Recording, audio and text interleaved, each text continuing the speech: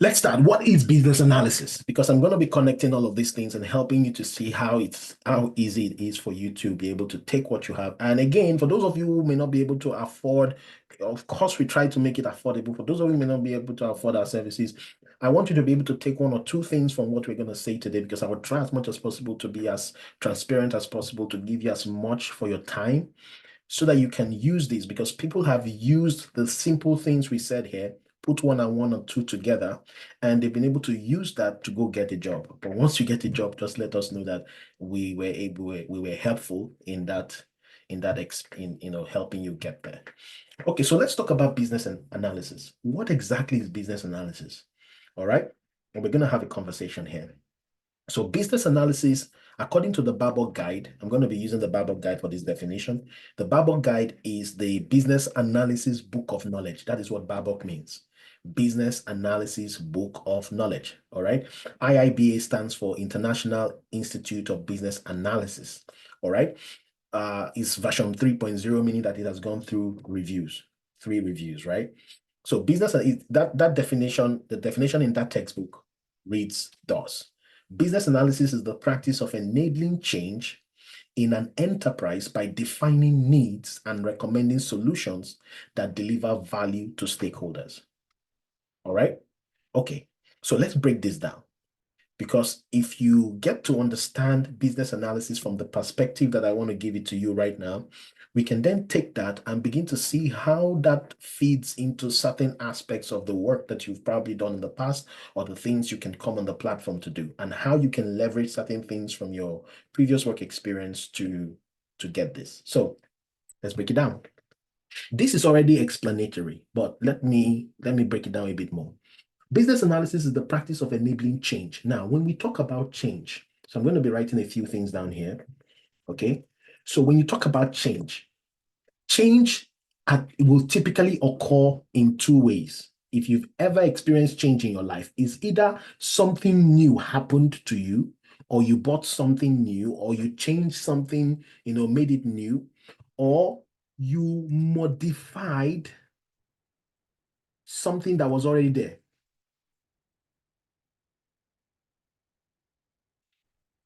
So it's either you created something new,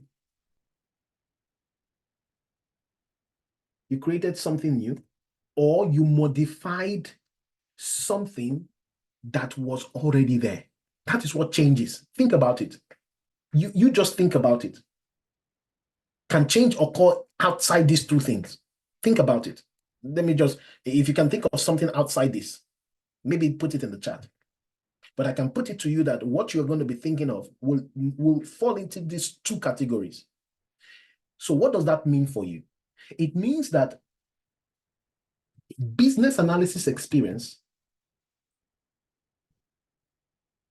is an experience that shows that you were engaged, okay, in the creation of something new, or the modification, okay, or the modification of something that was already there to make it better. Are you getting what I'm saying? Please don't miss because this will help us to build the points we want to build. Business analysis, they say, is the practice of change. In fact, let's go on the dictionary. Let's go, let's go here and let's say, what is business analysis? Let's type that. Business analysis is from IIB, is the practice of enabling change in organizational contexts. So this is where I got the definition from. But let's look for other definitions that is not, it say, is the research discipline used to identify business needs and determine solutions to business problems. And I like that. If you go through several of these other definitions, you would see that it all pivots back to what I'm telling you here. So stick with me. Again, I want to make sure that in the next 45 minutes, we're done and we're out.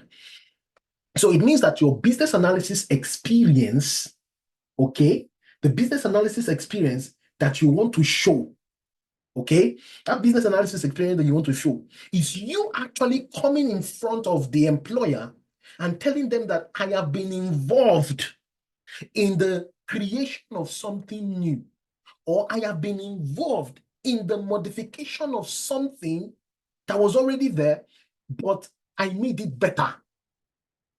Are you with me? Now, It says in an enterprise. So it's saying that the business analysis is the practice of change in an enterprise. Question is, what is an enterprise? An enterprise is an organization. That is what it is.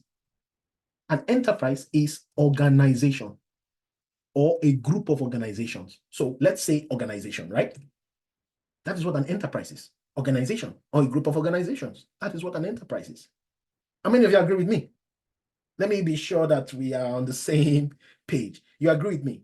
Enterprise is organization or group of organizations. Yes? Yeah? Good. Now, think about it. Think about it critically, right? Think about it critically. What makes up an organization? So if I say that enterprise is organization, I don't want to break it down. I want to break it down a bit more to know what exactly is organization. Because if you don't break these things down, you will think it is difficult. So what exactly is organization? Remember that organization is not an organization except it has product. At least an organization must have a product it is selling, or a product that it is its mainstay, or a proxy to what it sells. It will have a product. It will have a process or processes. In this one, let me put in bracket. It could have product or products. Okay? Process or processes. It could have processes. Yeah? It will have people, right? It will have policies, organization, right? It will have technology. And then you can now begin to talk about other subsets of the organization, which we can go into so many. So subsets of the organization. But let's of the organization. But let's take a look at, sorry, I'm writing. I'm typing. All right, of the organization. Okay. So it will be products, it will be processes, it will be people, their policies. It then means that with business analysis, you are actually saying that when they put you on a project, okay, remember that is where your experience comes from. It's what we call project. And what is project? Project is a series of activities done within a temporary space of time to get an outcome, a predefined outcome. That's what a project is. It's a series of activities, right? So meaning that if you're talking about the project that you did, you have to talk about the series of activities that you were involved in. And guess what? When you're talking about the series of activities you were involved in, what they simply want to hear are the series of business analysis activities, which we're going to be talking about very soon. So look at this. If we say that you were engaged in bringing about change, it means that you were engaged in bringing about change in an enterprise, meaning change in a product. So meaning that you created a new product for that organization, or you modified certain things for that product that they already had. If it's not product, then it is process. Please listen to this. Because the organizations where you are right now, these things I'm saying, they have it. The organization that you are currently or that you have worked in before has product. I know what is going on in your mind now, but Michael, I wasn't involved in the product. I wasn't involved in the process. Relax. Just follow me. They have product. They had processes. In fact, some of you were customer service managers and they had customer service processes. Some of those processes were even bad. You were thinking of how to make it better. They had people they had to deal with. They had policies.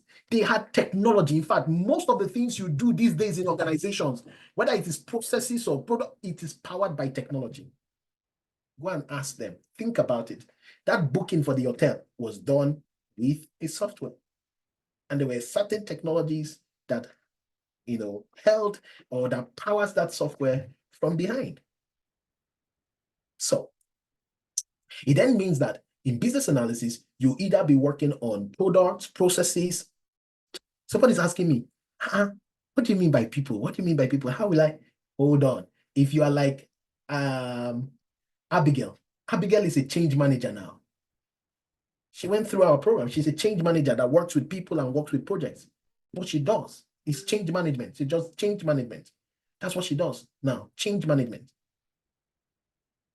Just to let you know that there is an aspect of business. In fact, there is no aspect of business analysis where you don't deal with people. By the time you are done with the change, you have to train people and show them the things that have changed. So you're dealing with people. You deal with stakeholders.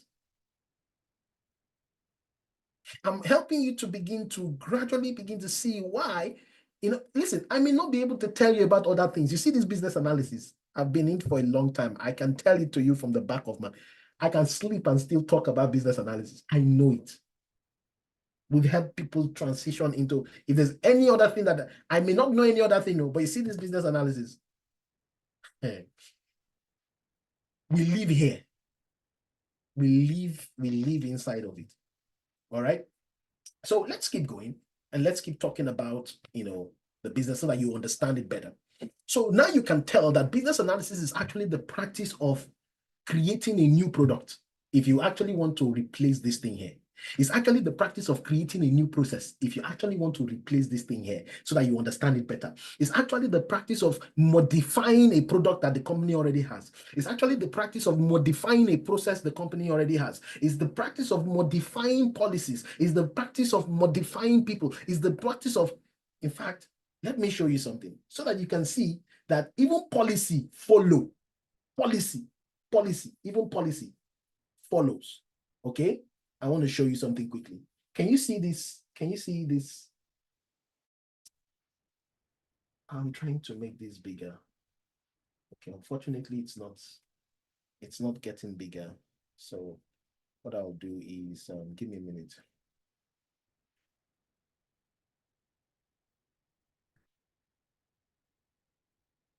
Okay, I think it's getting bigger here. So look at this. This one document I did one time as part of, it's a policy related stuff. It's policy related. And we teach you how to do all of these things. So don't worry. I just want to show you something. Look at this. This is something I wrote a long time back for them to build a policy stuff. And you can see from the interview that we had, I was able to tell them that, okay, this navigation is going to revolve around access, leadership, partnership, news, and updates, right? How many of you can see that? And then I send that back to them. Now, I'm going to go to that website now, and you see that it's the same thing. I'm going to show policy website. Just to show you what business analysts, what they do and how they are integral.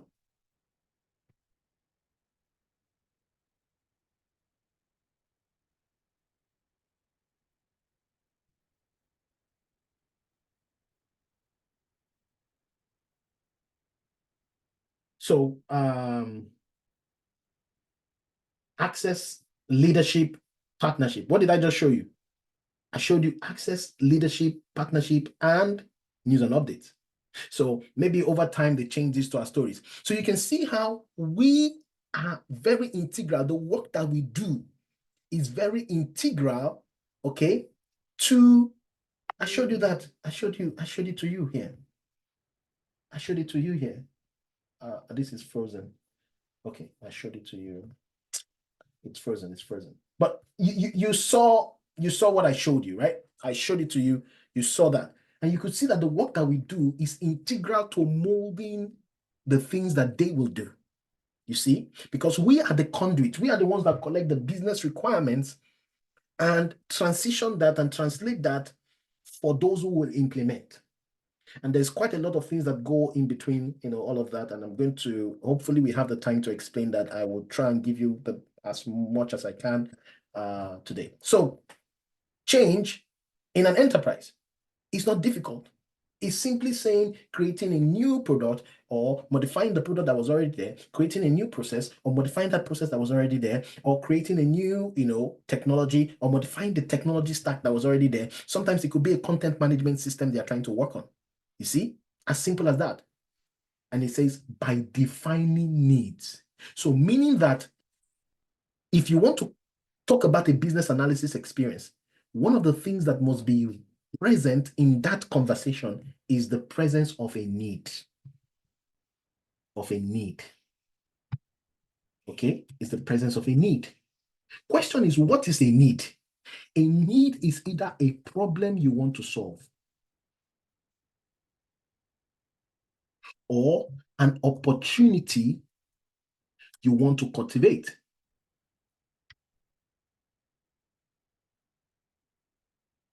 So that is why when my students want to go for an interview, okay, let me show you one of the things hopefully I have the time to go into resume and all of these things today, but let me show you one thing here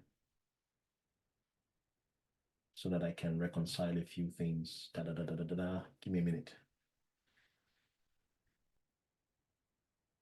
Hopefully I find it. I'm looking for something. Okay, here. So when I want them to talk about a project, the first thing I tell them to talk about, especially when you want to go for an interview, is to first tell them the problem you are solving. Because that is business analysis. That is where business analysis starts from.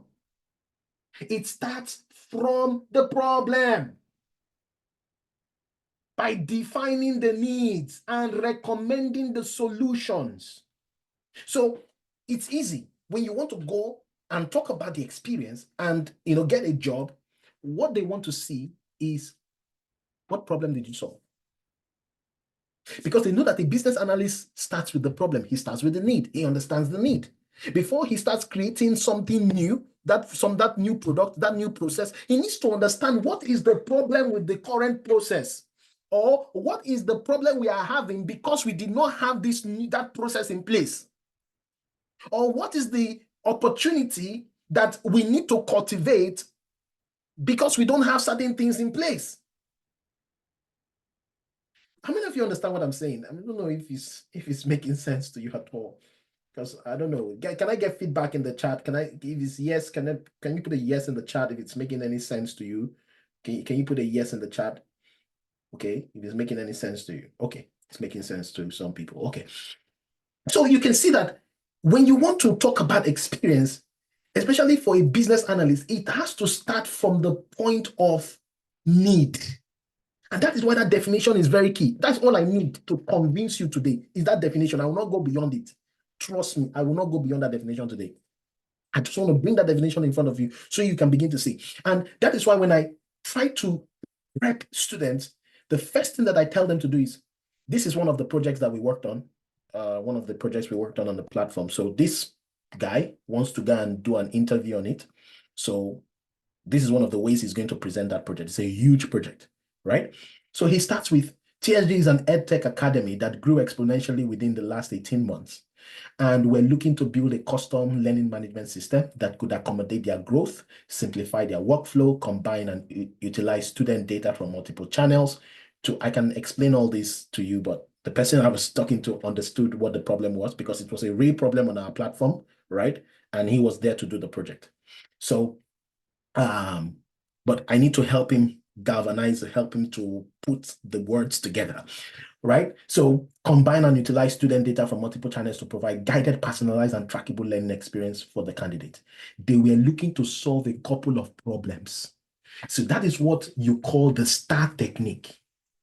STAR technique. How many of you have heard of that? Now, STAR, S is situation. Now, that situation is the same thing as saying problem. What is the problem that you guys got yourself into? What is that situation you guys were? What's the problem? So I usually take it as problem. Can you see that? Because with business analysis, you start with the problem. So he says, oh, the problem they were looking to solve is fragmented or siloed data on different platforms that could not be used for personalization. That's number one. Number two, they were looking at most of their workflow and processes, especially for student onboarding, was manual and cumbersome. The user experience was terrible. There was quite a lot of lead loss through the customer acquisition pipeline. So you can see that is the situation, which is the same thing as problem. Because some of you may not understand this STAR technique, but I'm trying to help you understand what it is. Very simple, with simple words, things you can identify. You can wake up from your dream, from your sleep, and you know it. The situation is just you talking about the problem, which this guy has done. The T is the task. As a BA, what was your task? What were you tasked to do?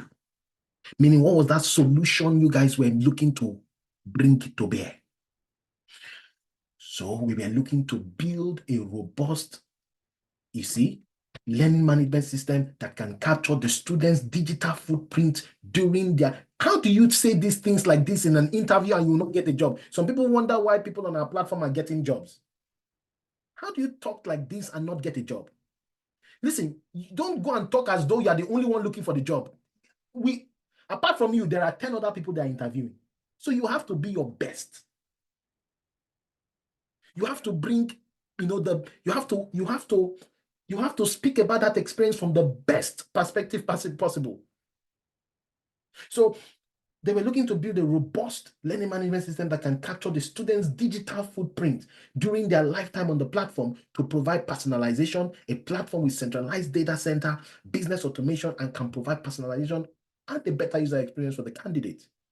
Oh, and then A is the action. What did you do? Which is the task now. I mean, the action. What did you do? So the student is going to talk about all the things that they did from requirement gathering and all of that, which is part of what you do in business analysis. But the question then is, how do you then take all of these things I'm talking about? Of course, so that I can, finish this. The R here is result, which is the outcome. So I call it P for problem, S for solution, what you did. Okay, so what did you do? It's like action, okay, and then the outcome. So problem, solution, action, and outcome is the same thing as your STAR technique. But something brought me here is the fact that the business analysis talked about the fact that you are defining the need, right? So meaning that, you're defining the need. So meaning that you are either defining the problem that was solved or you are defining the opportunity that was cultivated. So basically, in this definition, what you're simply saying is that business analysis is the practice of creating something new, like a product, a process, a technology, or modifying something that was already there by first understanding what that problem is, okay? By first understanding what the problem is, and then recommending solution. Now, in recommending solution, there are certain things you do as a BA. And this is where your training as a BA comes in. This is where your training as a BA comes in, because these are the things, this is how you recommend solution, and the things you do as a BA. Stakeholder management, the requirement elicitation, documentation, testing, all of those things. These are the things you will do. Research, document analysis, all these things are the things you're going to do to be able to get to the point where you and your team can now begin to say, okay, this is what we are, recommend. So don't think that recommendation is just is what you have to do as a person. No, it's a group work. And when you are talking about solution, please, let's talk about solution quickly so that I can, time is not our friend today. So solution, let's talk about solution. Solution is either an approach. When you went to your friend and you told your friend about your problem, were you not talking about an approach? They told you about an approach you can use to solve your problem, right? Either an approach, design, steps. Some will give you steps. They will give you steps. They will give you design. They will give you approach. All these things constitute solution. Okay, so all these things, it may even be another set of technology. It may be another way of doing things. And all this will come as a result of your conversation with people. Now, as a BA, you do not go into the project as though you know something. You go into the project as though you don't know anything, so that you can be collecting. I call it ameborism. For those of you who don't understand what that means, amebo for those of you from where I come means you're poking your nose into people's affair. You're a gossip. Yes, but this time around, you're a good gossip. because you're gossiping for the right reasons. They are paying you for it. They are paying you for your amoeborism. So you're going to collect information from different people that has an idea about what they want to do. You bring all of that together, you and your team now begins to look at it, and then you can create solutions based off that information you've collected from these people. That is what business analysis is about. At the end of the day, what you are trying to do is create value. That is the outcome. Create value for the stakeholders. So business analysis basically is you solving problems. So think about it. Where you're coming from, can you handpick a problem from where you're coming from? Any problem at all, whether it was in a process. And again, it doesn't have to be direct. And that is what I call, and this is what I'm going to talk about when I'm talking about leveraging your past experience. It doesn't have to be direct. That's what we call indirect work experience. That one I'm not going to go into detail today, because you need a level of trust for me to teach you that. Okay. All right. But there's such a thing as indirect work experience.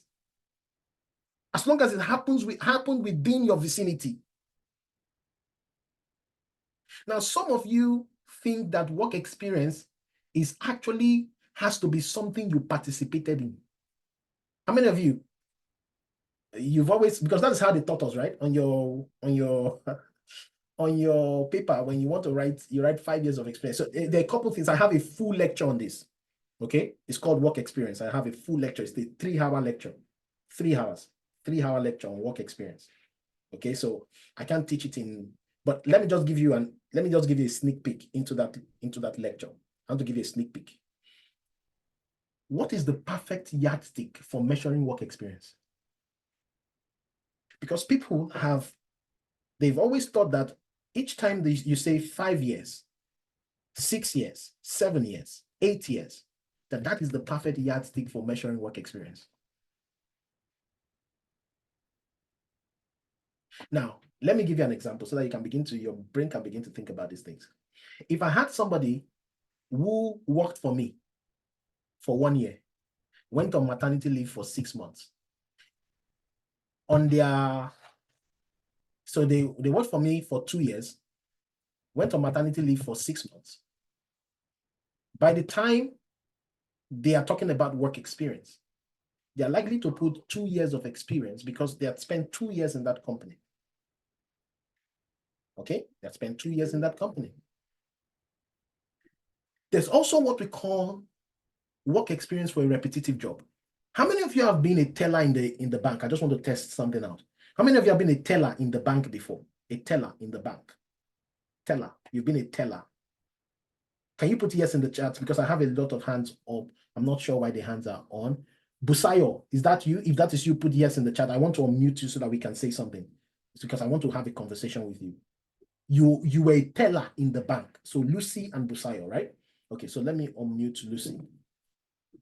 I want to quickly do something and then I'll get into what I want to say. So Lucy, I've unmuted you. If you should be able to talk. And then Busayo, I'm going to unmute you too. Let me unmute both of you. So Busayo, I'm going to unmute you also. So can you confirm that you can say something?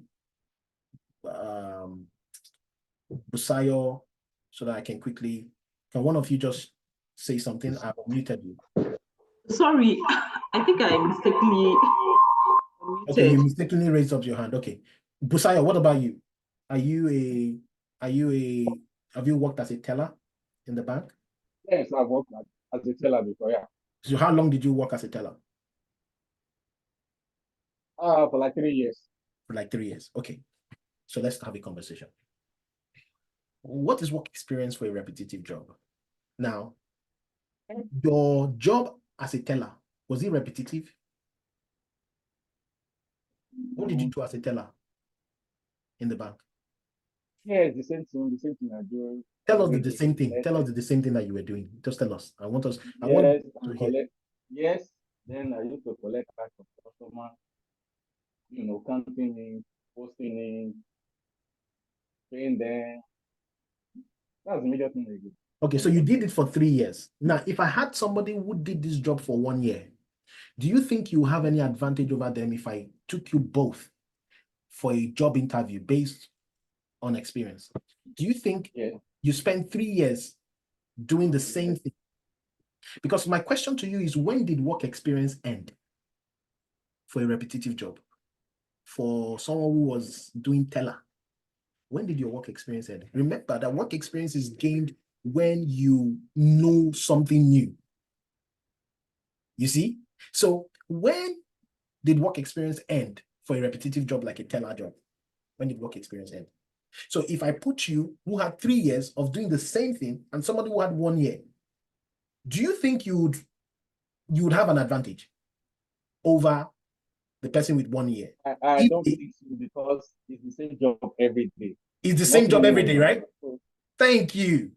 Listen, listen, guys, that's one thing you need to understand. There is a job called repetitive job. And the work experience for a repetitive job is based on 2 things. You want to know? It's based on, number 1, the kind of stakeholders you meet. And number 2, the type of problem that you solve. Say, for example, I've been working, I'll give you the case of myself as a lecturer. When I was a lecturer, there was this set of students, I could wake up 7:59 and teach their class 8 o'clock. They don't give me problems. They don't ask questions. Lazy students. So I use the same slide, the same everything when I go to class. I'm not challenged. In fact, I so much know what I was doing that I didn't have to think about teaching. I would just teach. It was repetitive. But then I met these groups of students that wanted to mess me up by all means. They wanted to make sure that they deal with me.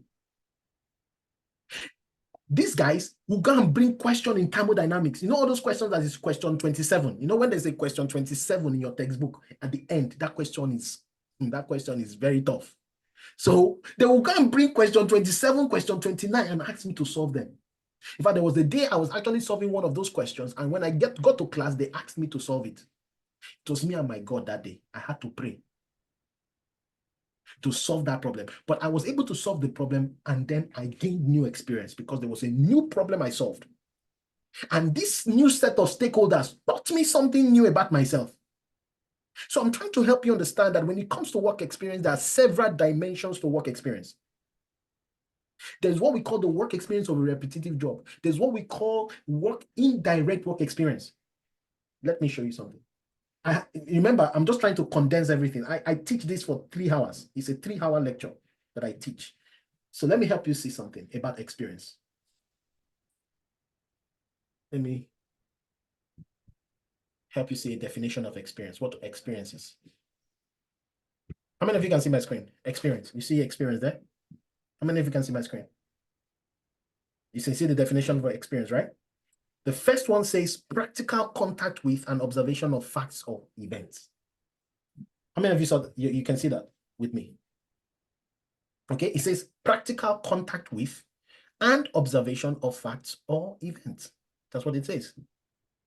Meaning that it is something you were involved in, something you participated in, something you came in contact with, an acquaintance with. That is what we consider as experience. Hold on, stick with me. Stick with me. Hold on, stick with me. Then the second one is the knowledge, the second definition. Please look at this. I didn't write this. This is live. I'm doing this live with you. So I did not Photoshop anything. So this is live. The second one says the knowledge or skill acquired by experience. Hold on.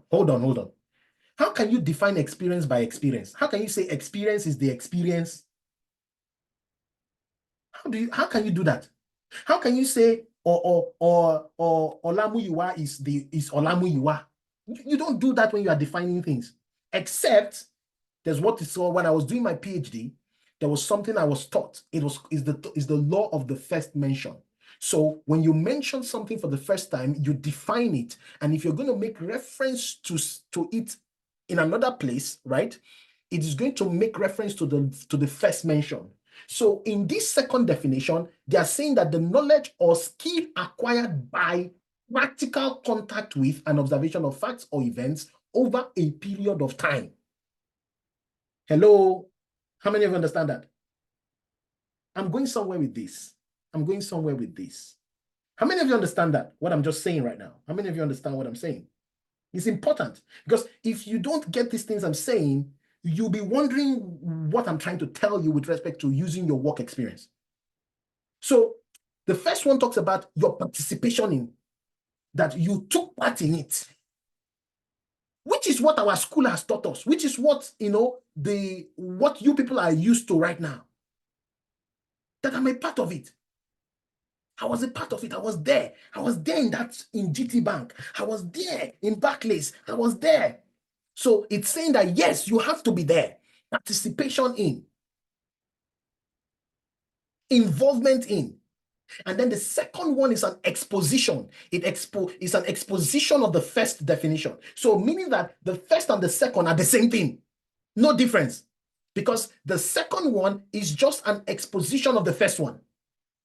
That it is the knowledge or skill acquired by the practical contact with and observation of the facts and events. Now, it now brings to you another perspective. It says, an event or occurrence that leaves an impression on someone. So, this definition now gives us something different. It now says that experience is not only something you participated in. Experience is also something that leaves a vivid impression on your mind. Hello, you did not hear me. I just spilled the beans for you. Like someone did not hear me. He said, an event or occurrence that leaves an impression on someone. Let me help you understand this. So if I said, Antonia, Busayo, can you go and stand in front of M1 or 401 or 41, the expressway, and stand in front of a truck that is coming at 100 kilometers per hour? I want you to stand in front of there. And I want you to just, stay there and stay in front of the truck. My question is, let me unmute somebody. Let me unmute Busayo. Or any of you that have unmuted before. I just want to get the participation here. Antonia or anybody I can see here, I'm trying to unmute you guys. So now, if I asked you to do that and get in front of the truck, my question is, Busayo, have you been in front of a truck before? Have you been in front of a truck coming 100 kilometers per hour before? Hello, you're muted. No. You've never been in front of it. But would you, if I told you to go and stand in front of a bus or a train or a truck coming 100 kilometers per hour, will you do it?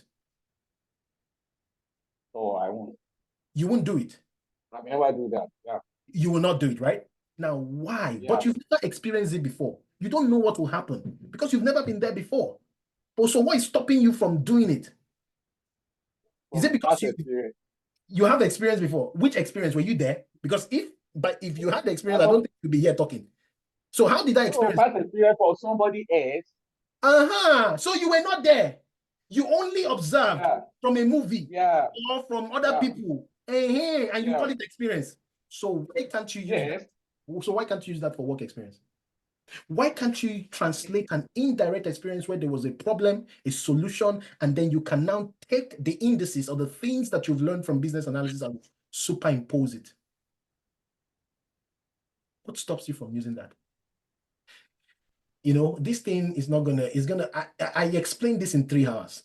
I don't explain it in, there's a lot of things I tell you before telling you this. So I'm just giving you some things to go home with, to just can help you begin to think. And this is how some of my students have been able to take some of the things I've explained. Listen, my first job as a BA was my experience as a lecturer. My first job as a BA, the project I gave to them, was my experience as a lecturer. Shegun, that I showed you, was his experience in the bank. Nosa came to me and told me, in fact, there is a resume I wanted to show you here. This guy worked as a business development manager in a petrol station back in Nigeria. This guy. But then he was able to use that experience of a petrol station. Because when he sat with me one-on-one, I was listening to his story. I was just shaking my head. I told him, you have a mega project. He said, what mega project? I said, with your experience as a business development manager. He said, how? I said, didn't you hear all the things I was saying in 3 hours? Because this is our one-on-one. We are talking one-on-one because we do one-on-one for the resume. So I was telling him, maybe I'm just cut you guys to mute. So I was telling him, look at, tell me about the things you use in the petrol station again. He talked to me about the things he used in the petrol station. I told him, can you recognize any product there? He said, there's this PSMS. I said, this petrol station management system. I said, it's a product. Good. Keep it, write it down. Can you tell me about a process that was in that organization? He said, there's a process of the tankers and the supply and everything. I said, write it down. I said, can you tell me about the technology? Where am I getting that from? From this definition I just gave you.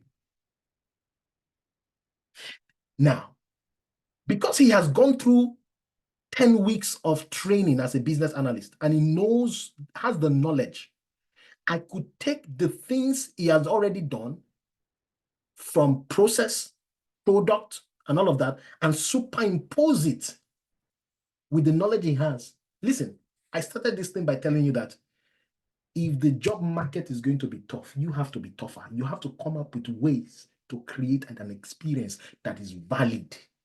And listen, I'm just showing you here from the dictionary that an experience that leaves an impression on your mind is valid. There is no lie there. If you can do it for other things, why can't you do it to get a job?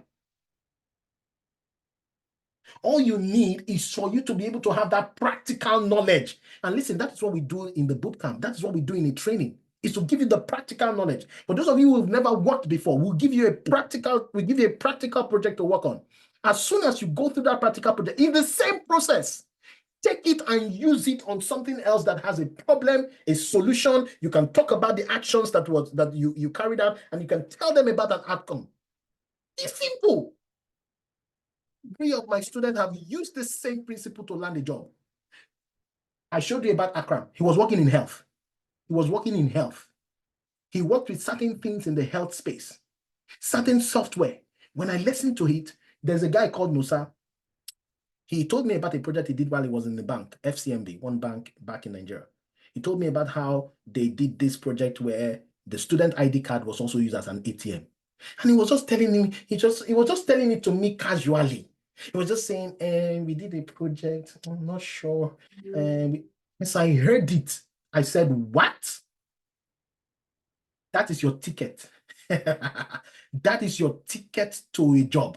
Because now you understand business analysis. You've gone through 10 weeks of business analysis. You know what a business analyst does. You know all of these things in and out. And you know this project. You know it in and out. So that if they ask you any question, you see, the reason why we try to use your past experience is because when they throw you anywhere, you can respond. Not that fake thing you were trying to put together. Because if it's a fake thing you're trying to put together, when they try to begin to probe you, that is when you begin to say, But if it is something that you knew or you know, like this guy that was in the petrol station, there's nothing they want to ask him about that petrol management system that he doesn't know. So, guys, just for the sake of time, there is, in leveraging your past experience, there is the concept of number one, your transferable skills. Especially with business analysis, it has to do with problem solving. And that is why you can also show lateral jobs that you've done. Lateral. It doesn't have to be vertical. Lateral jobs. For example, you can see this guy, data analyst, research assistant. You can show some lateral jobs where you utilized those soft skills, those transferable skills. And they will help you with the transition. You can also use the concept of transferable experience. Some of you have actual experience, but your name was not a BA. They did not call you business analyst. It's just that they didn't give you the title, but you've driven change. You've added to the bottom line of an organization. You've helped them to enter a new market. You've brought about a new product. You brought about a new service. You helped them to modify a few things. You changed certain processes. You were there when those things happened. And it was a direct one. The only thing you are not aware of is that taking that experience now and putting it within the context of business analysis is what you are. Listen, if there's nothing you remember from this conversation, remember that where there is a problem, where there is a solution, and an action that mimics the action of a BA and an outcome, listen, there is a project and you can talk about it with your chest. I repeat, where there was a problem, solution, action that mimics the action of a BA, and an outcome, you can use it to get a job as a BA. It is what I used. It is what I used. It is what I used personally. Let me explain. Let me give you just a tip of the iceberg. While I was at the University College London, just hold on for the story. I talked about the concept of a repetitive job. Listen, with a repetitive job, like what we are doing as in business analysis, your 5 years could easily be 1 year, and your 1 year can easily be 5 years. And I just explained that using Busayos thing, because as a BA, you do almost the same thing on every project. Gather requirements, document them, manage stakeholders, you do almost the same thing. So what is the experience? The experience is in what I just told you, what I told you, what I just told you. It's in the problem you solve and the stakeholders you manage. And that is why when you can find a problem, especially, that's why I had to start with the definition of business analysis, a problem within the enterprise, which is a problem within the product, process, people, policies, technology, and all of that. If you can find one, and sometimes some of you cannot find it yourself. And that is why we say get a mentor, but you think it's a joke. You think it's because they're after your pocket. But it's the reality. And I give the example of Nosa. He could not see that that was a project. He could not see it. And I will show you several other examples. I'll show you a couple more examples, of one guy who was a financial manager. Just listening to his story alone. Listen, let me see if I can get that out. Where is that? Let me see if I can get that resume out. Look at this. This guy is a financial manager. But listen, he can tell you all these things because he was directly involved, but not in the capacity of a BA, in another capacity. But just listening to that story and asking him certain questions, I could tell that this is his gateway. Look at this. How do you look at something like this and not conclude this person was a BA? Especially when he's able to talk about it. This is not formulated. He didn't formulate anything.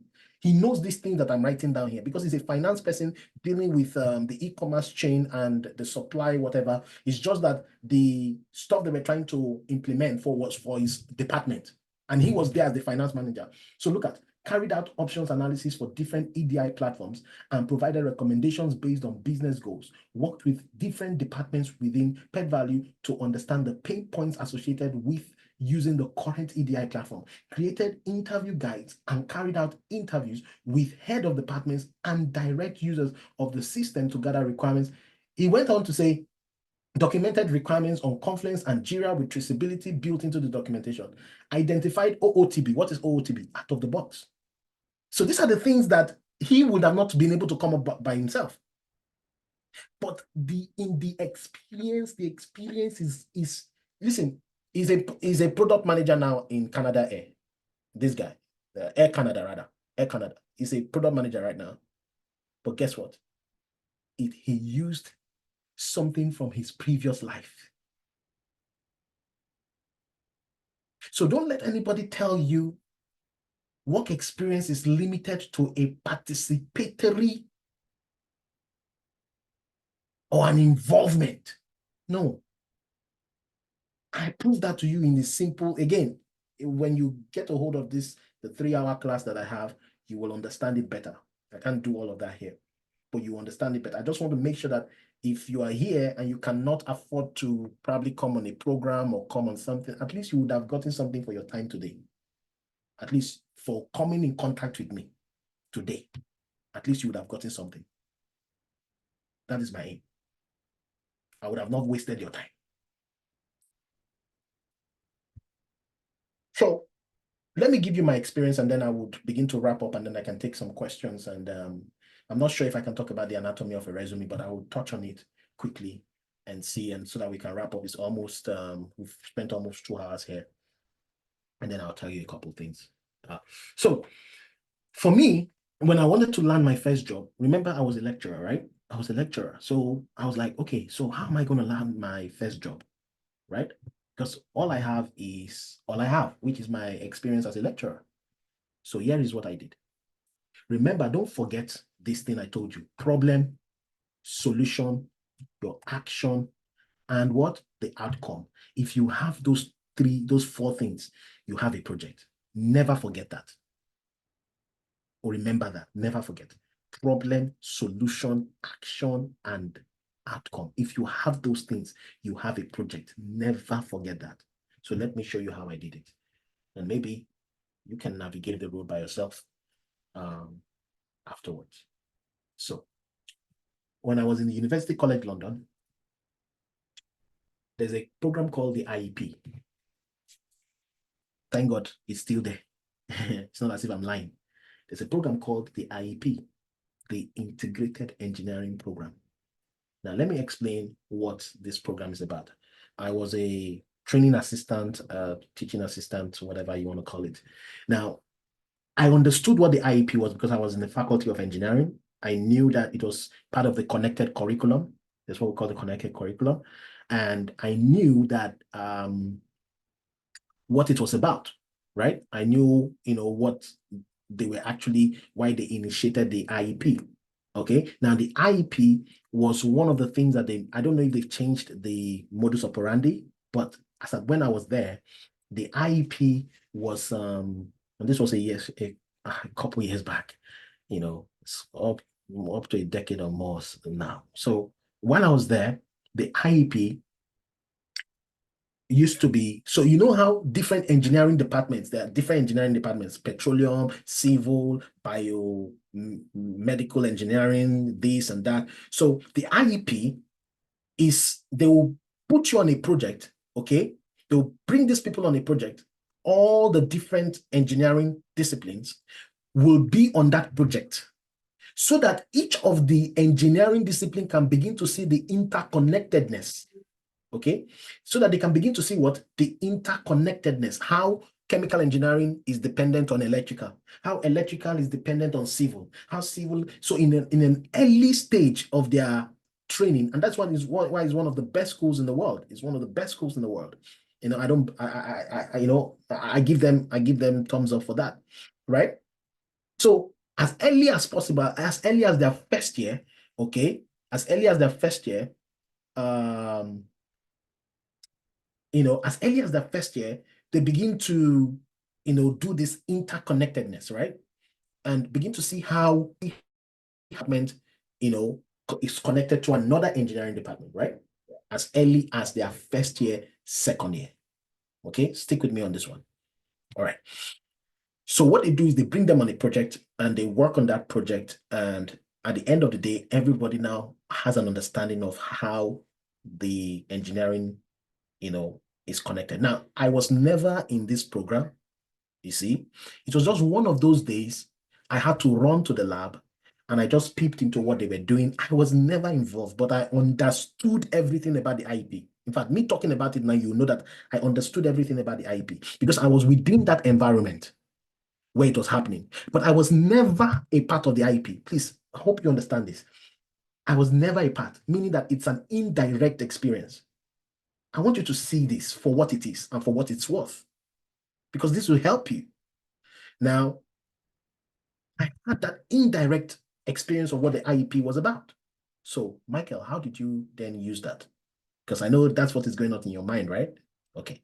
Now, at this point, I had gone through a 6-week rigorous training. Then, okay, my mentor was KG Giwa. He no longer teaches anymore.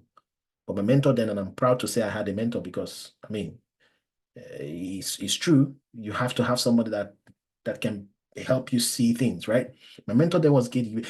We then will sit from 9 a.m. to 5 p.m. every Saturday for 6 weeks. Can you imagine? These days, people can't even sit for 2 hours in a class. Then I will sit for, was it 6 weeks or 4 weeks? One of the two, I'm not sure now. We'll sit for 9 a.m. to 5 p.m. every Saturday. You just know that the next 6 Saturdays or 4 Saturdays is dedicated to this thing. Rigorous. So I went through the training, okay? And after coming through that training, I did some of the hands-on, but then I was able to now take what I have learned in that training. Please listen. I took what I've learned in that training. I then superimposed it. On this thing that I know about the IEP. And that is what I used as my experience. So let me explain to you how I used it, because this may help you. So first, remember, I have to create a problem. If you cannot create a problem, we'll create it for you. So first, you have to create a problem, right? So what was the problem I had to create? So I said in the interview that, yes, I worked as a BA at the University of Uyo. I was working at the University of Uyo back home as a lecturer. So I was brought in at the University of Uyo to be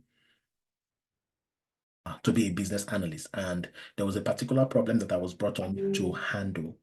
Okay, so I went ahead to explain the problem. So I told them that most of the companies in the South have a relationship with the university. And what they do is that they have this pipeline where they take in our graduates, some of our best hands, some of our best graduates, they take them into their program and they employ them. And every year they give a report back. Please follow, because you create a problem. They give a report back to the institution regarding how our students were faring. I don't know if you're hearing that sound. It's a distraction. Hold on, let me deal with it. Okay, I don't know if you guys are hearing that sound, but there's the sound that is coming up. But anyways, let me continue with what I was saying. So I told them that, every year we get a report back, okay? We get a report back from these organizations, from these institutions, or from these, places where our students have been taken in. We get a report, a summary of how our students are faring. Now, for 3 consecutive years, one of the highlights that was a bit of a problem was the fact that our students are good. Our students can do the job. But one of the things that they find out is that they do not, at the first hand, understand the interdependency of their own discipline with other engineering disciplines. Did somebody hear that? If you heard that, let me put yes in the chat. Did you just hear what I just said? Put yes in the chat if you heard that. Now, how many of you can already tell where I'm going with this? How many of you, if you can tell where I'm going with this, put 1 in the chat. How many of you can tell where I'm going with this? Put 1 in the chat. If you can tell where I'm going with this. From what I just told you, if you can tell where I'm going with this, put 1 in the chat. How many of you can tell? If you're smart enough, you can tell where I'm going with this. Because I already told you about the IEP. Remember, I told you about the IEP. So I told them that for 3 years running, so for 3 years, meaning that problem was still there, they've not solved it. This university, the faculty has not been able to piece together. You see, the faculty has not been able to piece together that part where people can, the petroleum engineering guy and the chemical engineering guy and the electrical engineering guy and this civil engineering guy can actually, understand the interdependency of their discipline. So guess what I just dropped? A problem. The solution that they were looking to have, which is the S, was to be able to now create a new program, some sort of a connected curriculum. Now I'm using grammar. Guess where I got that from? From the IEP. Some sort of connected curriculum where the students can have that experience that exposes them to the interdisciplinary, relationships of their programs within the faculty. What did I just mention? Solution. Now, the next thing is, what did you do? Action. What did he do as a BA? Now, this is where all the things you learned, or all the things that I learned in that 6 weeks, I will now start throwing it. So meaning that if you do not know what a BA does, that means you can't succeed there.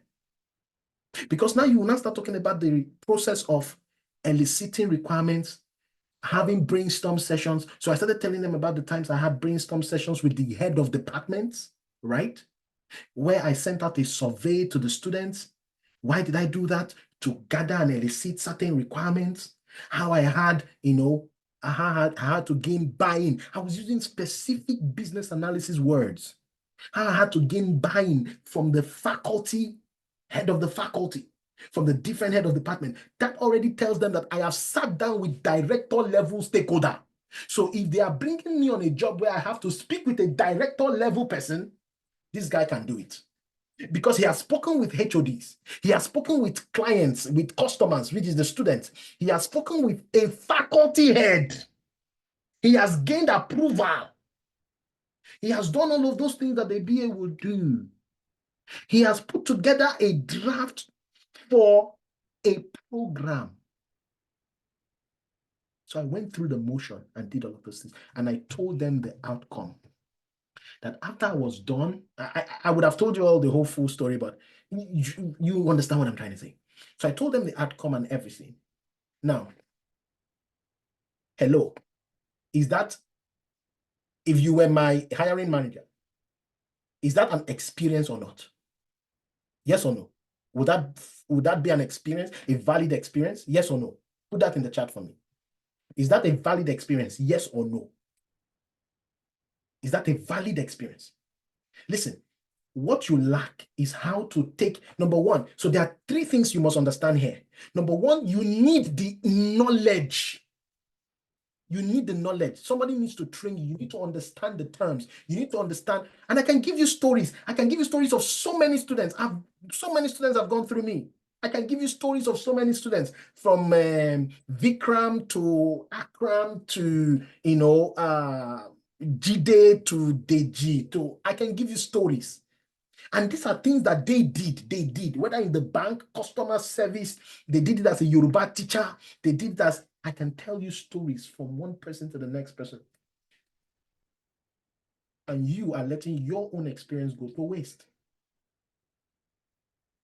Listen, the title of this webinar was How to Land a Job Without Experience. But that was just a decoy. The truth is, there is experience there. You just have to use it. And you see, that is where all mentorship and everything. We are not trying to help you with something new. We're trying to help you with something you already have.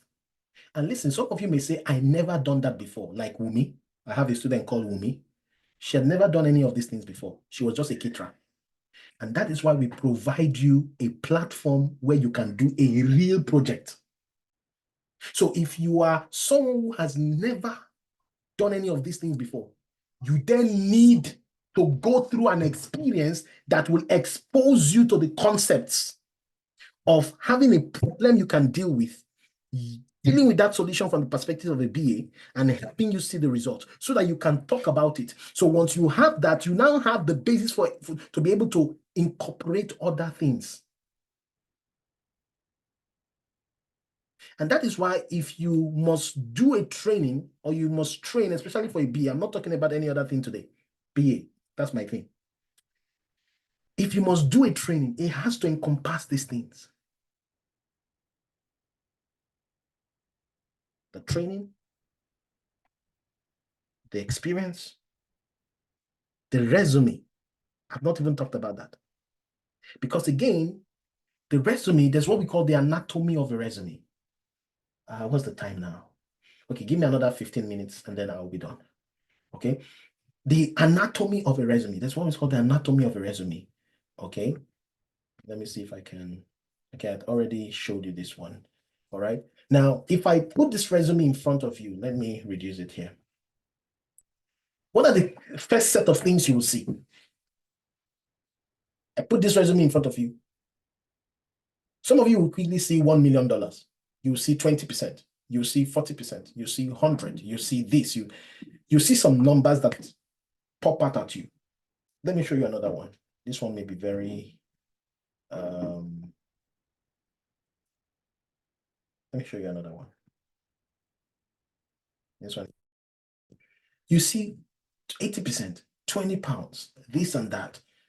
This is, forget all those things that your resume has to be 2 pages. If you have a 3-page resume and it packs a punch, they will listen to you. It just has to pack a punch. You have to pack a punch in that resume. So there's such a thing as the, the anatomy of a resume. There are 3 types of resumes. You can have a chronological resume. Why a chronological resume? Because it shows how things have evolved over time. You also have what is called a functional resume for the creatives to show your portfolio of work. But you see, for someone like you need a combination because you need to show them how things have evolved over time. And you also need to show them your portfolio, the problems, and explain those problems in ways that will be enticing. $1 million, blah, blah, blah. Or it was a 10-man project, blah, blah, blah. And you were 40% of, efficiency going on. You need to have a combination of showing us how you have been able to, maybe another day I'm going to talk about resumes, but you need to show us how you've been able to move, the graduate with time. And listen, this has nothing to do with whether you were customer service or not, right? It has nothing to do with that. And I've shown you, which I could do in another session. I can show you hugely how you're able to show this, right? What you need is a combination of both your portfolio and even, I'm not the only one saying it. I'm not the only one saying this thing. There is let me show you this. Give me a minute. I want to show you something.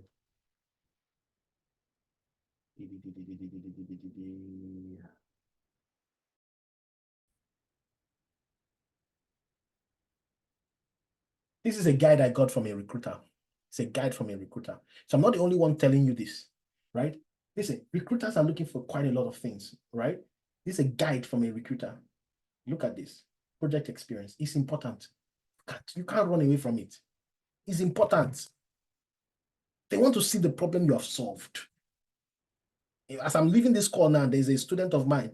We want to sit down and talk now because a recruiter just sent him something he needs to put together. So he wants to show me what he has put together for his experience. You cannot run away from these things. And it's not those flimsy things you are putting as experience that will get their attention. You have to put it from the perspective of a BA, show the results, show how you achieved success, and talk through these things. Listen, your resume is a marketing material. It's a marketing material, your resume. You keep your resume under 2 pages, but even if you don't keep it under 2 pages, if it is 3 pages, which I advise 3 pages should be the maximum. If you do 3 pages, pack a punch in it. They will listen to you. The guy I just showed you with 3 pages works now in the UK. He earns on a job 60,000 pounds, and he sits from the comfort of his bedroom. From the comfort of his bedroom to do a 60,000 pound job. Ease of mind. He plays with his daughter even in the process of writing requirements. And that is what most people are looking for, right? I work for multiple organizations. I sit in the comfort of my house. You can see I'm in my basement here. I'm here. I have not gone anywhere. If I decide that they want me to come to Burlington or they want me to come anywhere to the US, they pay for it. They pay for it. They have to pay for it because that is what our agreement is, that they will pay for it. So listen, don't let what you have go to waste. I know as immigrants, we want to first, go through that hurdle of, which is good. It's a good thing to start with, but don't sit there. There are opportunities out there that you can pursue. So let me begin to, bring this to a close. We may not be able to touch too much on the anatomy, but I've shown you a couple of things, a couple of things about resume. Maybe I'm just going to touch it briefly. Maybe let me just say a few things briefly there so that It's a marketing tool. I've told you the types of resume. The anatomy of a resume basically would have your bio, your professional summary, your core competencies, your education and certification. And the thing about education and certification is that you can bring it to the first page on the premise that it has a relevance with the job that is being advertised. What do I mean by that? Say, for example, they needed somebody who is in finance, right? And you have a finance degree, first, second, third is a finance degree, and they needed somebody finance, right? Why don't you put it at the top? Because some reason recruiters most times don't even go beyond the first page. So they can't even see the things you have in your second page. And listen, because it is marketing, you guys, you know the guys, you know when you want to toast a babe, when you want to woo a lady. Sometimes you even go and buy the perfume you don't even have money for, and buy the shirts that you don't even have money for, just to make sure that that girl looks at you differently and you collect their attention. Some of you have even gone and passed a street that you are not supposed to pass. It is not your street. It doesn't lead to your house. But you said, somehow it leads to your house. How does it lead to your house? You're just trying to market yourself in front of that girl. The same thing too with the ladies. You know, sometimes you just try and find your way, you know, and just let him just see me in this my hey, it's marketing. It's the same thing we do with our resume, where we are marketing ourselves without necessarily being there. So meaning that you have to bring your best foot forward. So if anything makes you, okay, let's talk about this. There's a lot I can say. Professional experience, projects, portfolio, size, impact, accomplishment. And you saw that in this resume I was trying to show you. You can see that how he's talking about the project, the portfolio, the size, the impact, the accomplishments. Those things need to pack a punch. So that they look at the resume and they're like, even if you go through the 8 years, by the time they hold it, let's give him a shout.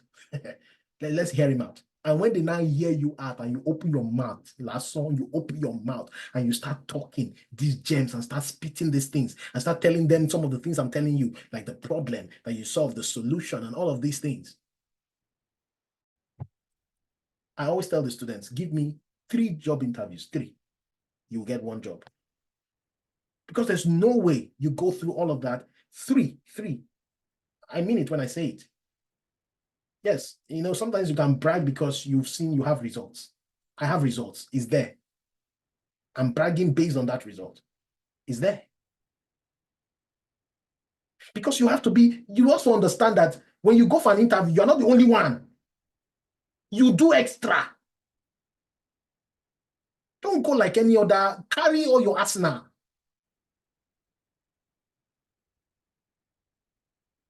Somebody's asking, okay, we have to actually get in front of the interviewer, right? Yeah, you have to put your resume properly. Put a combination, make sure your professional experience, and some of you think professional experience has to be business analyst. No, you have to show meaningful career progression, both laterally and vertically.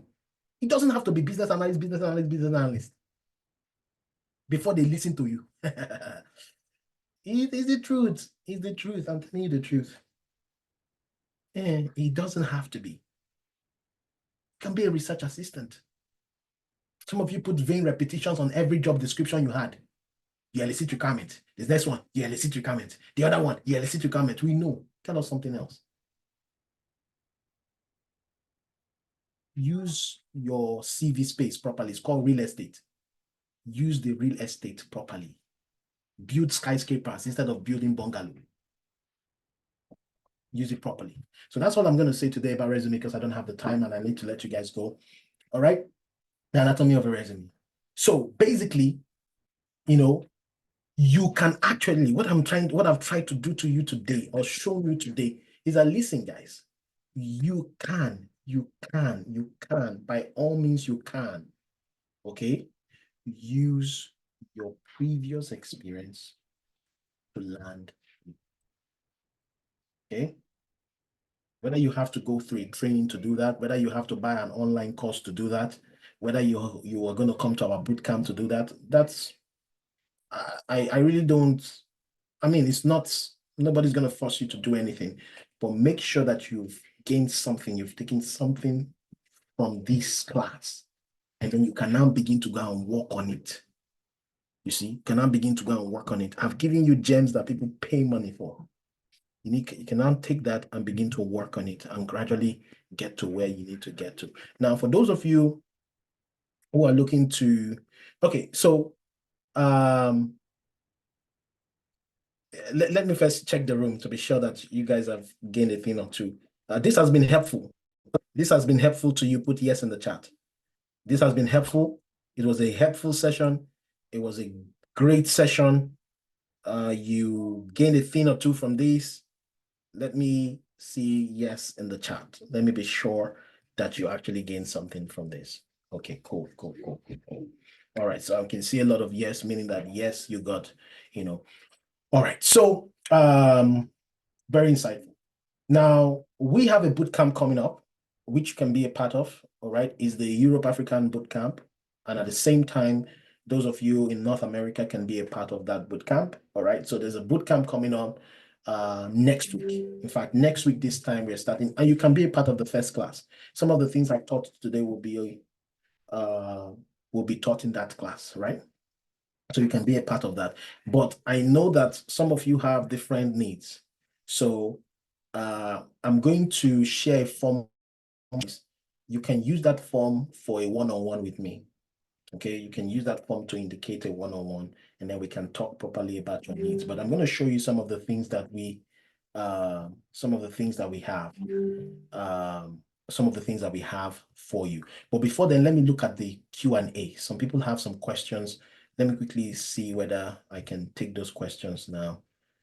Somebody says, can I ask why prices for boot camps are very high, that people who are still struggling are unable to afford it? Also, what's the probability of getting a job after paying so much? I hear you. The prices are high. But think about it this way, right?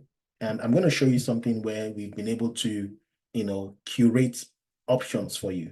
Okay, we've created options for you. So we got this feedback and we can create options for you. So think about it this way.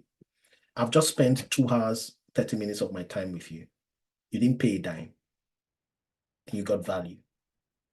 Now, think about a 10-week boot camp where I have to spend 6 hours every week with you. How much do you get paid per hour? If you were to do that, how much do you get paid per hour? And then somebody sits with you 6 hours every week to make sure that you get the skill. Think about it. That's expensive. Me personally, to sit with me for 1 hour, if you're not my student, I typically charge $200 per hour because I can use that time for something else. I can use it to play with my kid and they will remember me for life. I can use it to play with my children. So if I'm spending that time with you, it has to be for something. But let's put that aside. You see? So when people say things like it's very high, it's very expensive, we understand these things. We understand. But at the same time, you must remember that some of like this platform we are using, this webinar, you know that webinar just for Zoom alone costs almost, I think, $900 to pay for Zoom alone. And for those of you who have checked our program, we have like Figma. We have designers and developers. And for those of you who have come in contact with us, we have a lot of developers that help us with our training, developers that helps us with our program, that help us with your work experience. So for some of you now, you want to do a program that has experience, right? So we are going to get a developer to help you with that experience. That developer will be paid. Think about it. The designer will be paid. I'm trying to show you some of the projects. So imagine the number of people that we have on these projects, all of the projects that we have on the platform.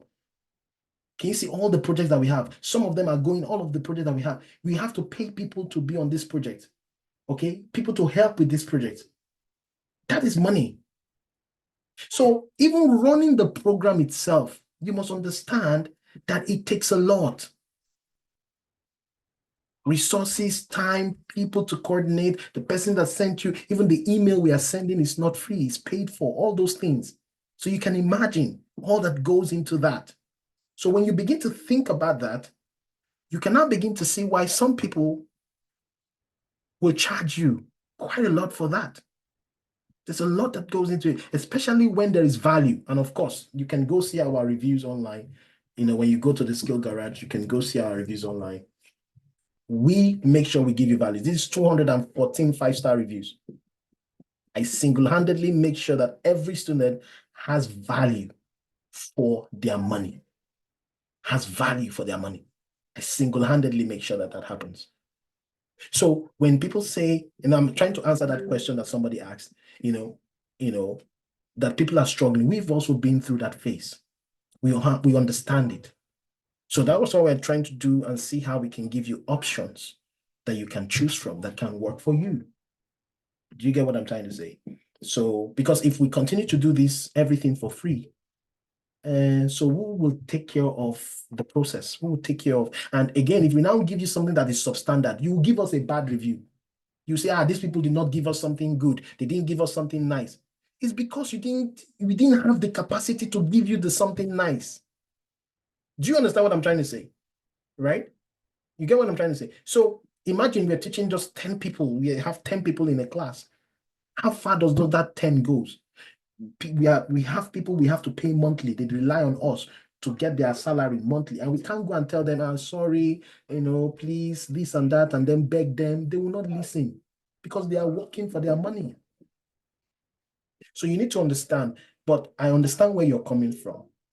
There's also the aspect of balance, you see, balance and affordability, right? And I'm going to get to that today. All right. So I hope you get the point. That person will ask the question, right? I hope you get that point. I hope I've been able to, answer that. Sorry, I'm still going through the chat. Please, I will appreciate if we can also have a recorded version. Yes, we'll try and have a recorded version across. Just make sure you are in our. So I'm going to send the community group, the link to the group for you to join in case you are not there. We're going to make sure that everybody gets it. Okay. All right, so I've just put that here in the chat. So if you're not in the group, please join the group and we'll take it from there.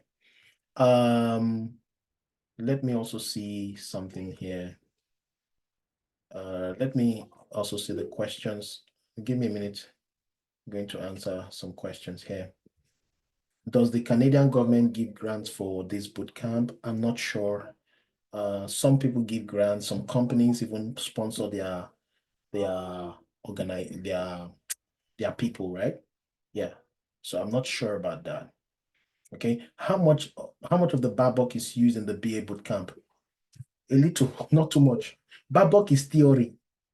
So somebody's asking me how much of the Babok guide is used in our bootcamp. The honest answer to that question is not much.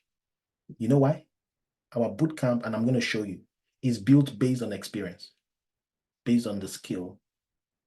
Babok, okay, let me ask you a question. How many of you did science in school? Let's do a quick one.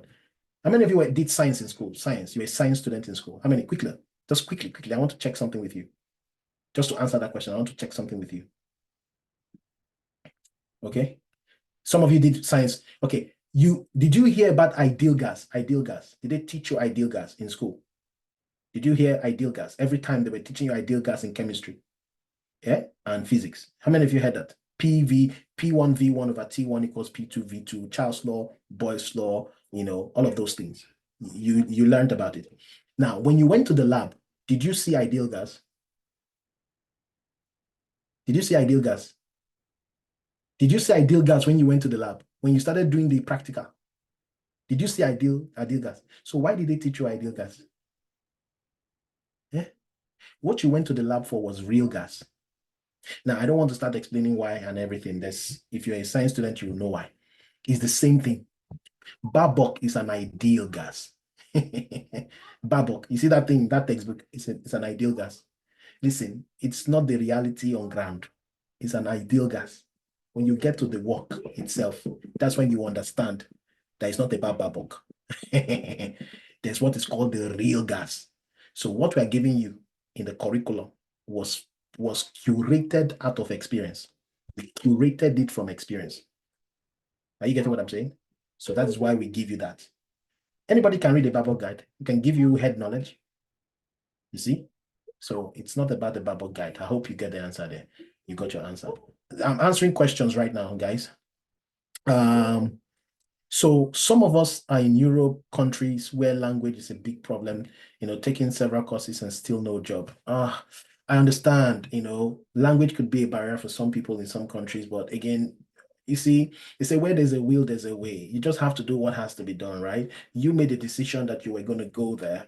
And honestly, you will have to do, you have to do your best to, let's put it this way.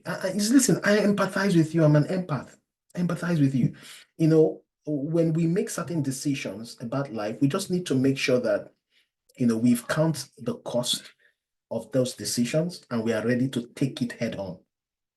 Take it like head on, right? So if you've been in a country where language is one of the barriers, it then means that you have to position yourself in such a way that you must overcome that barrier. I know of people that are in Brazil, they're in our course today. They speak Brazilian or is it Portuguese? They speak it fluently because they knew that was the first hurdle. So I can't help in that, although our students are building a language app. They're building a language app but that's for African languages anyway. But anyways, you have to first go through that hurdle. I get it. And let me tell you something about the job market. The job market is not, I do 3 things today, or I submit two applications today, I submit 2 tomorrow. No. If you follow this guy called Jerry Lee, and I advise you go and follow him, Jerry Lee, okay, Jerryle, I think, Jerry Lee, on Instagram or LinkedIn. Follow him. He will give you tips, because some people think it's about, you have to apply rigorously. It's one of the things, rigorously. You see? So when I say rigorously, some people think it's 5 applications a day. 5 applications a day does not cut it. You get what I'm trying to say? So there's a lot of factors that go into that. I hope you know. Do you think we should face meeting the language requirement first? Yeah, I mean, if that is what will get you a job with the country that you are, why not? But if you think it's you can manage, you can get a job without the language obstacle, you can tell yourself the truth, right? You can tell yourself, how the situation in your country is, so you can tell yourself the truth. You see, you're looking for remote jobs or visa sponsorship to move about. Do you think it's possible or realistic for someone like me to transition into entry level? It's possible to transition into entry level job, and that's what I'm just telling you right now. It's very possible. BA and project management, what's the difference? Okay, so BA and project management, there could be an overlap. So let me take this last question. The guy I was talking about is Jerry Lee on Instagram. You can check him on Instagram. I think I will just check on Instagram right now. So if you're still if you can still see, is Jerry Lee. Jerry Lee, that's him here. So follow him. He's the owner of One Zoltin. One Zoltin is a co-founder of One Zoltin. So follow him. He talks about resume, networking, and all of that. They have the One Zoltin AI. You can follow him on LinkedIn also. That's all. The person asking me for that. Now there's another person asking me for the difference between BA and project management. Oh, that's easy. Now there could be some overlap between the BA and business analysis and project management, and that overlap comes when you are dealing with stakeholders. All right, that's where the overlap is between the BA and the project management. Now, project management, what is project management? Is the management of the resources that governs or constricts a project. And when you talk about the resources that constricts a project, you're talking about, number 1, people resource. Number 2, money resource, which is budget. Number 3, time resource, which is the time for the project. So meaning that we have to deliver this project on time. So the project manager will ensure that these resources are accurately, they have enough of these resources, and they are accurately, he has enough at his disposal to make sure that the project is delivered on time, within budget, and having the right resources. So he deals with the people resource, making sure that he has enough people to do the work. He deals with time resource, okay, ensuring that the project is going according to schedule and according to plan for us to deliver in time. He deals with the budget resource, ensuring that we are not overspending or underspending, making sure we are within the budget to be able to meet with this. Now, when it comes to things like scope and stakeholder, because these are other two, the scope and the stakeholders, this is where the overlap between BA and project management is, because you as a BA will also be involved in scoping, right? Making sure that once the project manager has conclude on the scope with the client, you are not going beyond it. All right. And then stakeholder management is what you guys do together. So that's the difference between project management. Project management is the management of resources, from the word management of resources as it deals with the project. People, time, money. And people is one of the overlap where it talks about stakeholders. And then scope is another overlap when it comes to the work to be done. So that's it. I hope that helps. Okay. So so that we can begin to move, I will tell you some of the things that we have in store for those of you who want to. So I'm going to give you a brief overview of I know this pricing is in, and I'm going to share this with you. I'm going to put this so that you can have an idea of now, for those of you who want to do the full package of our business analysis bootcamp, one is coming up next week, Wednesday. All right. For those of you who are in North America, the timing is going to be Wednesdays and Saturdays around this time. For those of you in Europe, okay, the timing is going to be 7 p.m. London time, 7 p.m. to 10 p.m. Okay, we'll meet twice a week. So that's the full package. The full package comes with your training, the work experience, the resume, the interview prep. It comes with on-the-job support. It comes with everything, right? And that is about 1,890 Canadian dollars for the regular price, Canadian dollars, right? Now, if you are making a one-time payment, you get a 20% discount. And if you are, doing a 3-time payment, you get a 15% discount. So meaning that you even pay much less for everything we are giving. So you can imagine, again, like I told that person that was saying, oh, it's expensive, it's this, it's that, paying 1,512 Canadian dollars. In US dollars, that's like $1,000. That's like $1,000. In pounds, that's like 800 pounds.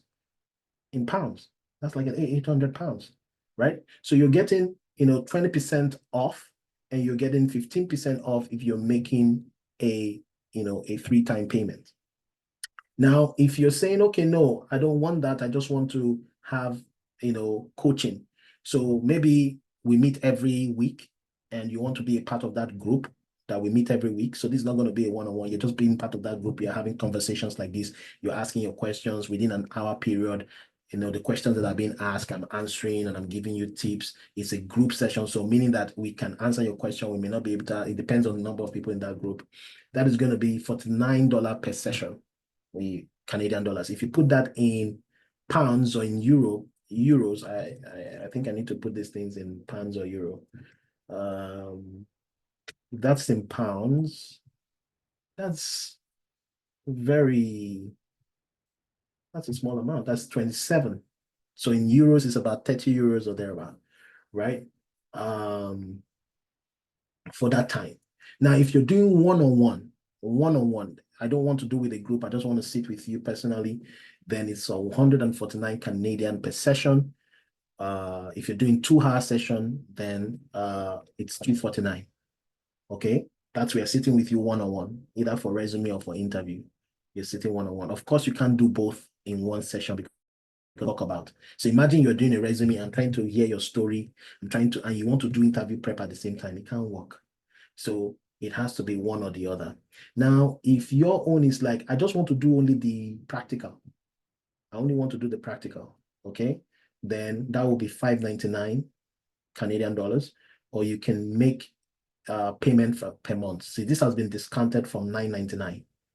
Okay, so that's if you're just doing only the practical. Remember that this is just going to be only the practical. Now, for those of you who just want to do a self-paced, because we have a self-paced that is as good as, being in the class. You just want to do a self-paced only, then we will give you for 249 Canadian dollars. So basically, what that means is it's going to show up in your own currency. It's just that I don't know what Stripe is going to give you, right? It will show up in your own currency. So if it's pounds, it will be somewhere around that 140. If it's euros, it will be somewhere around that region, 150, 160, right? So you can get a self-paced course for that amount. Now, there's also the self-paced course where you come to a weekly session. So this time, I'm not going to spend 6 hours in a class with you. You go through the self-paced course for the next 12 weeks or next 10 weeks. You come 1 hour in a week. We discuss all the things that you have learned in that self-paced course. And the self-paced course is very rich. Okay, it's everything you're going to learn in the course, and I'm going to show you the syllabus very soon. Okay, it's everything. You get everything. Okay, so you get it in that self-paced course. So the CV clinic is there, the product ownership is there, diagramming is there, every single thing is there. So I'm not charging you separately for the CV clinics. Everything is in that self-paced course, right? Now you get that for $399 if you want to come to the 1 hour session, okay, where you can discuss, we can talk. Yeah, you can do that. Otherwise, you can also take the self-paced bundled where you come to the 1 hour session. You can have a one-on-one resume session once. You can have one of those sessions. You can have access to the interview prep videos because we have interview prep videos. You can have access to data training videos for data training, Tableau, Power BI, and all those stuff. You can have access to the practicum, and you can have on the job support, but this one will be discounted. It's not free. It's going to be discounted by 20% for on the job support, right? That one you can get for 1,000. Again, so to accommodate those who cannot go for the live one. So this one is the live where you come for the 6 hour session and everything. But if you're not able to do that, you can actually, the difference between this one and this one on the job support is free. You don't pay for on the job support. This one you pay for on the job support is discounted. All right. This one you get one session for interview prep and one session for resume clinic. The other one you get at least 2 sessions for your interview prep, and from time to time, depending on what you want, we can listen to you. But this one is quite limited. You get almost the same thing, but it's quite limited, right? So that's basically, and it's discounted at 20% and discounted at 15%. Again, just so that we can accommodate those of you that are saying, it's this, is that, is this, is that. I think beyond this, we can't kill ourselves. We can't go beyond this. So I'm going to send a form to you. For those of you who are interested, just pick the one you're interested in, and then we can analyze it and then send you the link for you to make a payment. So I'm going to send something into the chat for you. It's called so this is where the book a call, this one, you're going to, so if you're interested, you fill this form. I've put that in the chat right now. You can fill the form, you can select what you're interested in, okay? You can select multiple. You can select, the ones you're interested in. Okay, you can select the one you're interested in. You can select your region, if you're in Canada, US, if you're in Europe or Africa, if you're in Australia or New Zealand. Okay, please put your phone number and also put your WhatsApp number, put your email. You like to speak with me one-on-one? Yes. If you don't want to speak with me one-on-one, that's fine. Once you submit, we are going to reach out to you and give you the link to make payments. Typically, that payment will show up in your currency, right? What I'm giving to you is Canadian. I can't, maybe the next time I'm doing this, I'm going to show you what, because the exchange rate changes all the time, right? So once we give you the link, when you open it in your own country, it's going to open up in your country's currency. Okay, so fill that form and we will get back to you before the week ends. Remember that we have a new cohort starting next week. All right, we have a new cohort starting next week, and for those of you in the US, this particular cohort will happen in the afternoon from 2 p.m. So if that time doesn't work for you, please don't join. If you know it doesn't work for you, you can, go for another one, right? And if you know the time works for you, that is also fine. You can also take that. And then for those of you in Europe, Africa region, all right, this would oh, you're welcome. You're welcome, Jonathan. And then for those of you in the Europe African region, it's going to be 7 p.m. London time. Okay. If you click on download brochure, you will see everything that we're going to give you in the brochure. It's all listed there. Every single thing from the project methodologies, SDLC, to business analysis, the concept of change, everything that I taught some of these things today, but I would go into detail next week, and you would see our advert. You can attend the first week for free. Okay, so you can attend 2 classes for free in case you're still sitting on the fence, right? And then we go through project methodologies, we go through requirement engineering. The self-paced course will carry all of these things I'm telling you. Okay, business analysis tools, technology and design for BA. We even teach you APIs, front end, back end. What does that mean, and things like that, so that you can integrate easily. And then we give you bonus product ownership. Okay, everything around what is a product visioning, product management, product road mapping, personas, journey maps, product life cycle, all of that will give you for free. Okay, you also get to do hands-on project. For those of you who have never, you say you have not worked before, and I showed you some of the, wonderful projects that we're doing. Some of these projects are already in an accelerator. All right, they're already in an accelerator, already seeking investments. All right, so these are real projects that you can work on. All right, you can see one of these is Speak It. This one we're almost done. It's helping people learn African languages, and the students built it. All right, from the low fidelity to the high fidelity to putting together the requirements. Okay. Right now we have the wait list. We are collecting the wait list. So if you go to speakit.com, this is one of the projects that so you work on real projects that, you are able to talk about problem, you're able to talk about the solution. Remember that I told you, problem, solution, what you did from the perspective of a BA, and then the outcome. You are able to do just that, and we can help you in that process. So you have, several projects that you can work on, and we have, people that support this project, from developers to designers, several projects, and we also take on alumni projects. So if you're an alumni and you want to build something of yours, we also take on those projects through our agency. So we take on those projects, but we give it to you for a minimal price, because one of the goal is so that people like you, our alumni, can also have their own businesses. So we build for them, we create for them. And there are so many projects like this. Like this one, Care Connect, is our alumni project. It's for one of our alumni. Okay. That is, creating, it's for one of our alumni. So we are creating the project for that alumni. She's in Saskatchewan. All right. So you want to be part of that community that can, help, see you to the end and even beyond the end. All right. So again, it's been a wonderful time. I may not be able to take, more questions here because it's almost 5 on my end. I have another meeting at 5, and it's also so I have a meeting that I need to attend. I may not be able to take more questions, but probably if we have another forum, we can, answer these questions together. That is why you can book the one-on-one. So if there's anything that is stopping you, you can book the one-on-one. If your questions have not been answered, you can book the one-on-one, but make sure that you are either coming to a program or something, so that, again, it's not a waste of my time or your time.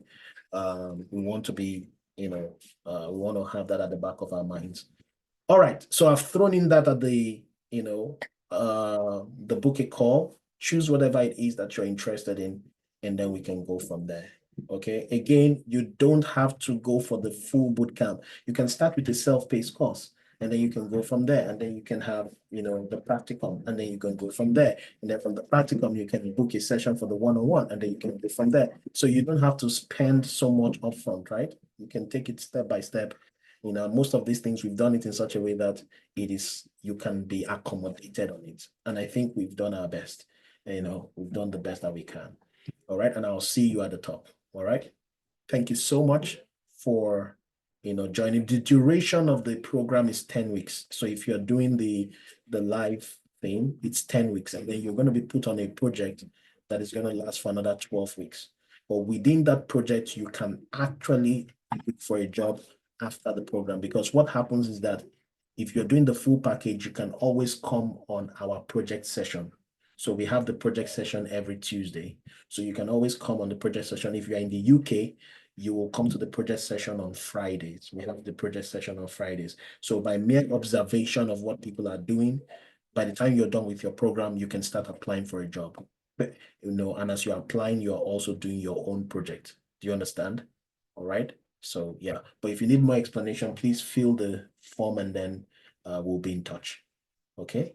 I'll give you a call, and we'll be in touch. So book the call and we'll talk. So some of you, your questions I've not been able to answer it.